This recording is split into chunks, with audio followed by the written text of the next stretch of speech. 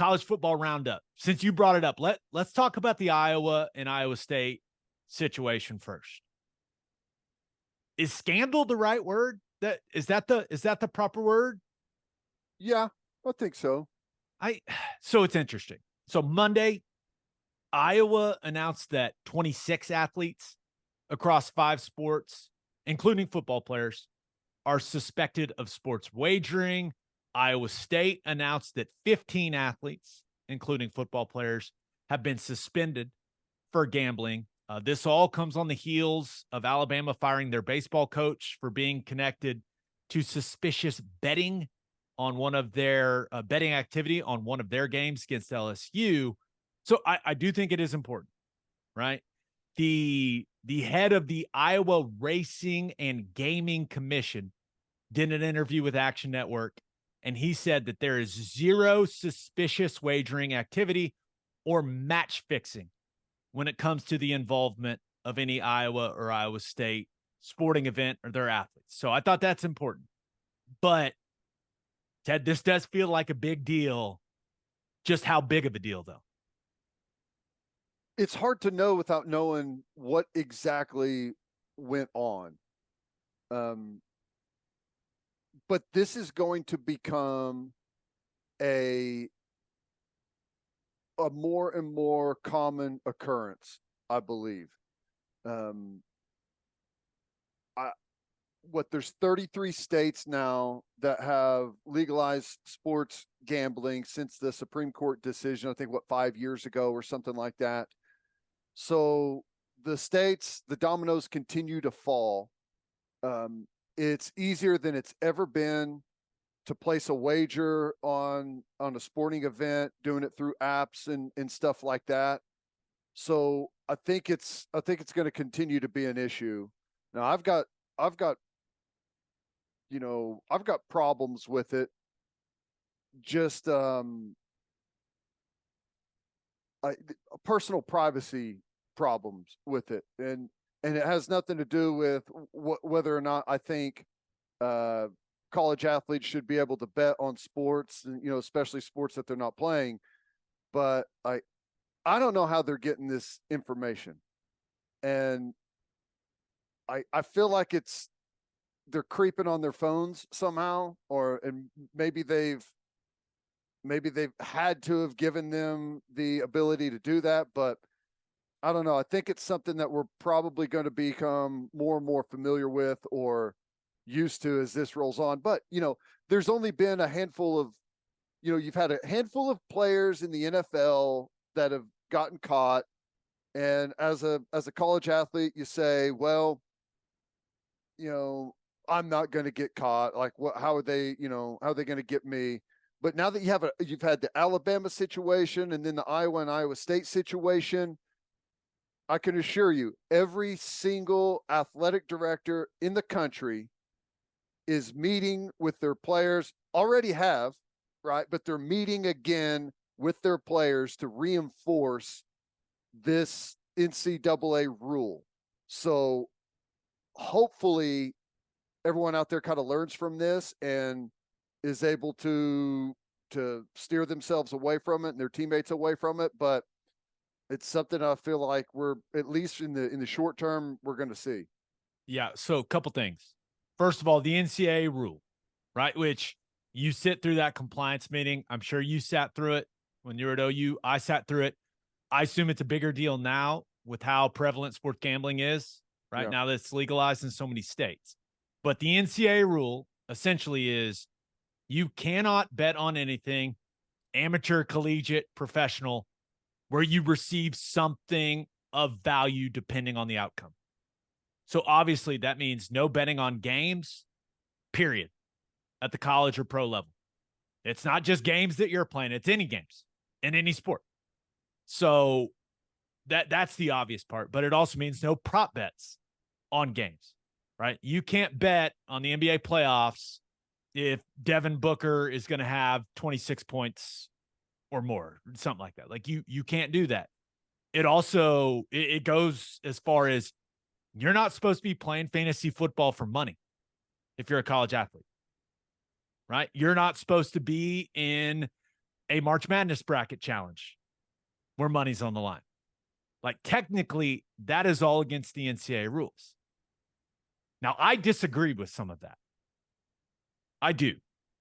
But the rule is the rule, and it's clear that these athletes broke those rules, and it's pretty simple. When you sign up for, a mobile betting app, there is a terms of service that you agree to, right? That I'm assuming none of these kids read, that says, hey, you are forfeiting your rights. We can track all of your bets, your data, your name, like everything.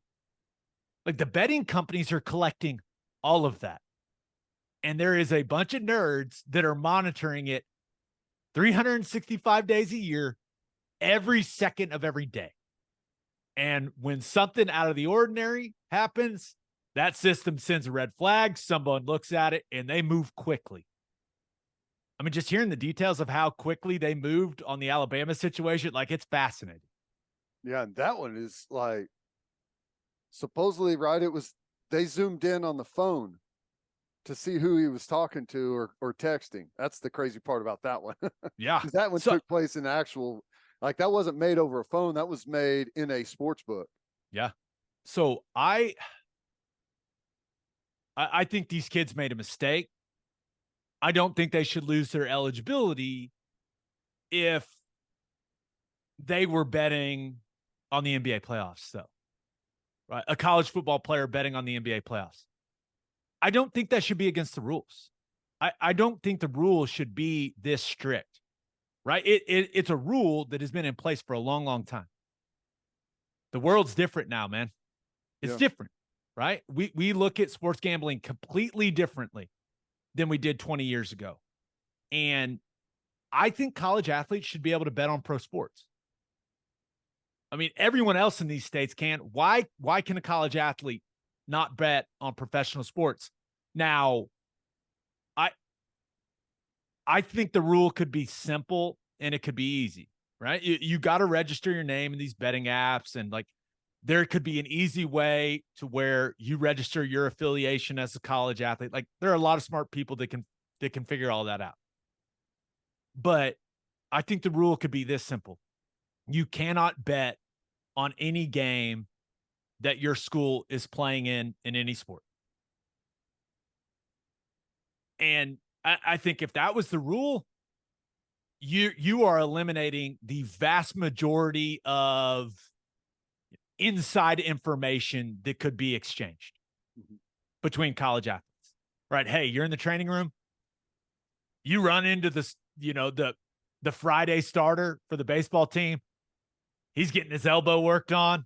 He's getting it iced. He's saying, I don't know, man. I mean, I'm in pain, blah, blah. You're like, okay, you can't bet on that. But you're a college football player. You should be able to bet on whether Kevin Durant will score over 28 points.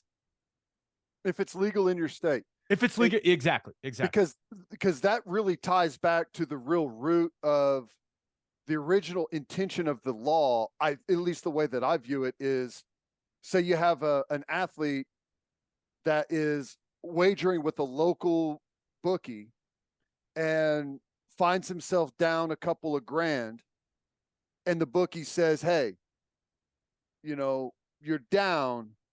In order to square things a little bit, I've got a favor to ask, right? And then I think that's where you get into issues. But now, where it's legalized and it's majority of it done right there through an app that can be easily tracked, with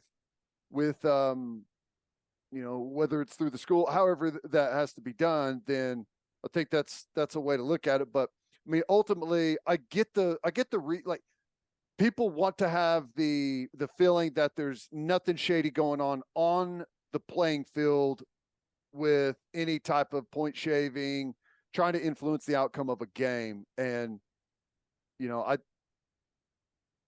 I don't know. I think that those situations, especially in team sports, are extremely rare whenever you find the handful of situations where it's alleged to have happened, and the amount of games that are taking place throughout the country on a daily basis. it's just it doesn't seem to be something to worry about that much. But I guess I kind of see both sides. I think when it comes to states where it is legal, right, where you can mobile bet, you can do all that stuff. I think the NCAA is going about this incorrectly, right? Mm-hmm. It's legal now. Like, encourage transparency as opposed to telling all of these, 18 to 22-year-olds that, hey, you can't do what is legal for everyone else in your state. Put some guardrails around it, right? But encourage transparency as opposed to them, operating in the gray or in the dark, the shadows. Right. Like, encourage them, if they're going to do it legally, above board, where it's all monitored. Yeah. Which, and which they've shown here with Iowa and Iowa State that they have the ability to do. Right. Right.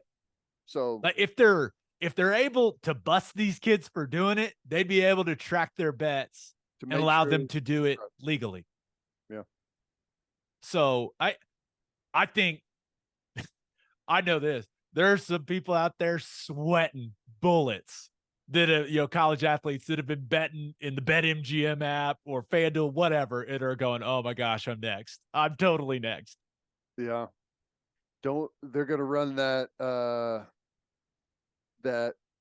let's run an audit, just to cross check some of these names with It's gonna be, it's gonna keep happening. Like, I was just thinking, man, like, put myself back in college. Like, if someone's like, which, by the way, how is sports betting still not legal in Oklahoma? What are we doing, guys? Figure it out. Yeah. Figure it out. But I mean, think about the Super Bowl.